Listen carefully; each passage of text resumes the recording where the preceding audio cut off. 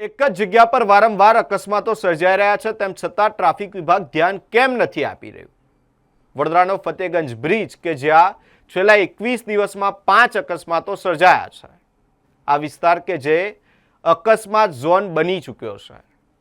આ સર્જાયેલા 21 દિવસના 5 અકસ્માત કે જેમાં કુલ નાના મોટા 23 વાહનોને ભારેથી અતિ ભારે નુકસાન પહોંચ્યું છે. આજે વધુ એક અકસ્માત સર્જાયો, જેમાં 2 ફોર વ્હીલર કાર વચ્ચે જોરદાર ટક્કર સર્જાઈ હતી અને જેના કારણે લાંબા સમય સુધી કલાકો સુધી ટ્રાફિક જામના દ્રશ્યો સર્જાયા હતા. જે બાદ સ્થાનિક લોકો માંગ કરી રહ્યા છે કે આ બ્રિજ પર ટ્રાફિક કંટ્રોલ માટે જરૂરી પગલાં લેવામાં આવે, સાથે જ સ્પીડ કંટ્રોલર લગાવવામાં આવે, જેથી નિર્દોષોના જીવ જતા બચાવી શકાય.